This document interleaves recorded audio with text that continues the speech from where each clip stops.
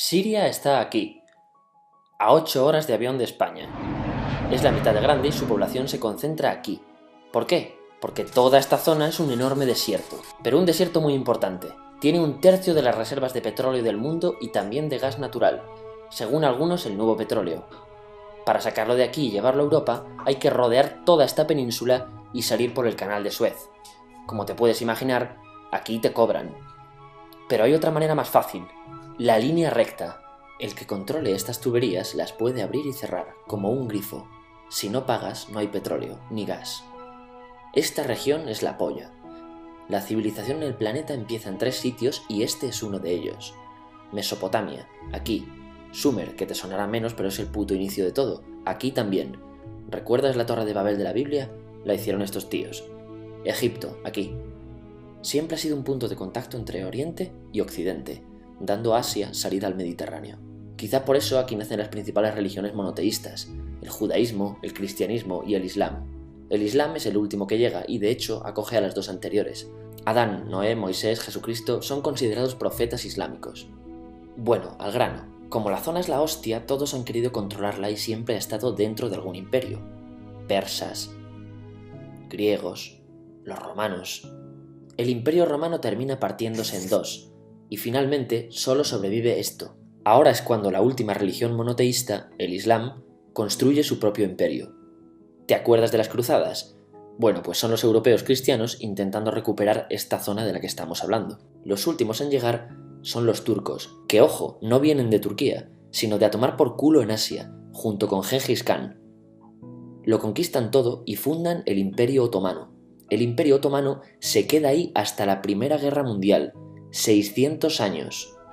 Cuando acaba la Primera Guerra Mundial, aparecen pequeños países donde antes estaba el Imperio Otomano, y por primera vez vemos a Siria en un mapa. Hasta ahora la habíamos dibujado para no perdernos. ¿Y quién se inventa esos países? Lo que te voy a contar es alto secreto. Bueno, lo era en 1916. Este súper secreto se llama Acuerdo de Sykes-Picot. Los franceses y los ingleses no podían derrotar solos al Imperio Otomano. Solo podían si les apoyaba la gente que vivía dentro, en su mayoría árabes. ¿Cómo se los ganaron? Pues les prometieron la Gran Arabia, un país solo para ellos. El único problema es que era un timo. Antes de seguir, recuerda una cosa. Los árabes son un pueblo, pero no una religión. O sea, un árabe puede ser musulmán, puede ser cristiano, y antes del Islam parece que hubo tribus árabes con tradiciones judías. Bueno, pues a los árabes no les dieron ese único país que les habían prometido. En su lugar, franceses y británicos crearon muchos países pequeños. Estos países, obviamente, no eran países de verdad, sino zonas bajo su control con gobernantes puestos por ellos. Durante este tiempo hacen lo que quieren con la zona. Recuerda que hay petróleo. Siria, aunque no tiene grandes reservas, tiene fácil salida al mar, y Francia, que es la que se ha quedado con Siria, se lo da a compañías extranjeras. Después de la Segunda Guerra Mundial, los europeos se van. En el caso de Siria, son echados a patadas. Pero antes de irse, crean otro estado, Israel. No es el momento de hablar de ello, pero es un estado muy polémico que sus vecinos no reconocen. La prueba es que nada más irse los británicos, todos estos estados lo atacan. La zona. ¿Y mientras qué pasa en Siria? Bueno, pues no es muy estable. Tiene golpes de estado constantes. En esa época aparece en Siria una ideología que se hace con el control y se expande por el mundo árabe, el Ba'ath. Esta ideología mezcla el antiguo sueño de una sola nación árabe con ideas socialistas.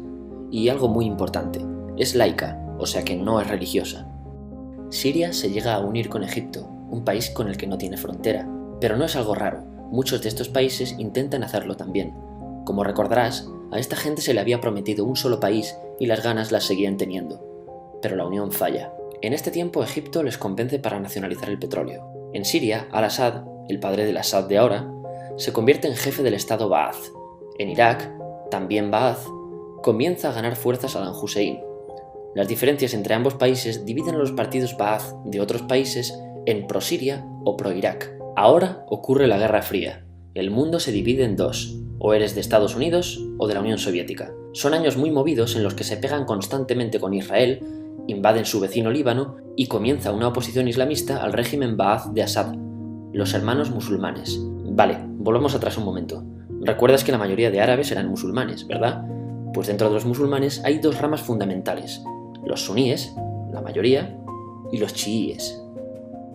En el caso de Siria, a pesar de ser un estado laico, los gobernantes como Assad y jefes militares eran chiíes, los cuales representan menos del 13%. En cambio, casi el 70% de la población es suní.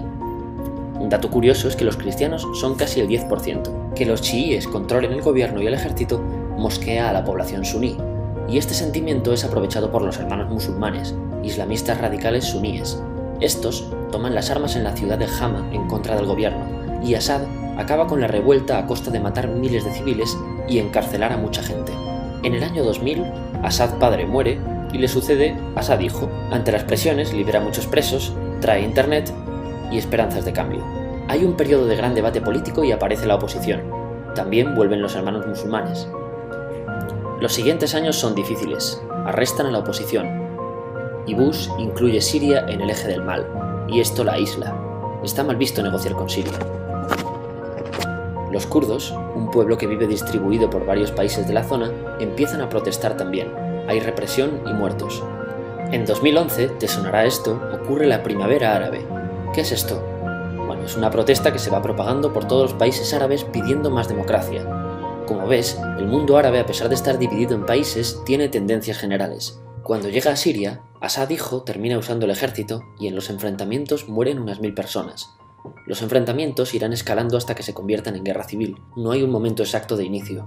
Lo importante es que hoy en día hay numerosas facciones en juego. Vamos a verlas. Pero primero piensa en que todo está dividido entre chiíes, la minoría, y suníes, la mayoría. Chiíes y además laicos, o sea no religiosos, son el gobierno de Al-Assad. Controla todo esto, que si recuerdas son básicamente las zonas chiíes del país. El gobierno de Assad está enfrentado al resto. También mayoritariamente laico, pero suní, es el Ejército Libre de Siria o FSA en inglés. Junto con el Frente Islámico, que es religioso, y otros 70 y pico grupos más, forman una coalición que la prensa llama simplemente la oposición. También suníes e islamistas, pero radicales, son Al-Nusra, llamados Al-Qaeda en Siria, porque son básicamente eso, Al-Qaeda en Siria. Otros islamistas radicales son el ISIS o Estado Islámico. Salen de Al-Qaeda en Irak, controlan la mayor parte de Siria e Irak y se han hecho famosos por sus atrocidades. Su objetivo teórico impacta a muchos. Es un Estado Islámico a lo largo de Asia, África y Levante, aunque a ti ya te suena, ¿verdad? En naranja tenemos al pueblo kurdo, que recordarás porque el presidente Al-Assad lo reprimió, al igual que gobiernos de países próximos también hacen. Ahora controlan militarmente esta zona. Antes de terminar, repasemos los apoyos internacionales a fecha de octubre de 2015. Las fuerzas de Al-Assad son apoyadas por Rusia, que ya tenía base militar en el país antes del conflicto, por Irán y por China. Todos son países de lo que Europa llama Oriente. En contra de Assad, apoyando a la llamada oposición, luchan Estados Unidos, Turquía, Francia, Gran Bretaña y Arabia Saudí. Podemos terminar con algunas conclusiones. Te advierto que esto ya es pura opinión. Si recapitulamos, vemos que la región es estratégica. Por su situación privilegiada, todos la quieren. Siria siempre ha estado bajo el paraguas de grandes imperios. Piensa que hace 100 años la actual Francia era Francia, Gran Bretaña era Gran Bretaña, pero es que hace 200 también, y hace 300 también, y hace 400 también. En cambio, Siria solo es Siria desde hace menos de 100 años, y solo se gobierna a sí misma desde hace poco más de 50. Además, jamás decidieron sus fronteras, se las impusieron. Europa divide Oriente Medio a su antojo para controlarlo, diseñando países sin tener en cuenta su población. Muchos historiadores dicen que todo pueblo tiene la necesidad de manejar su propio destino, pero estos ingredientes que hemos visto juegan en contra de proyectos como la Siria Ba'ath, que encima usa la represión para mantenerse. En última instancia, producen una guerra civil. En este contexto no es extraño que aparezcan actores que se alimenten de la desesperación, el sentimiento suní de opresión y la visión de Occidente como invasor. ISIS usa la identidad árabe y la mitología de antiguos imperios. Cuando quieras entender el presente, pregúntate: ¿y el pasado?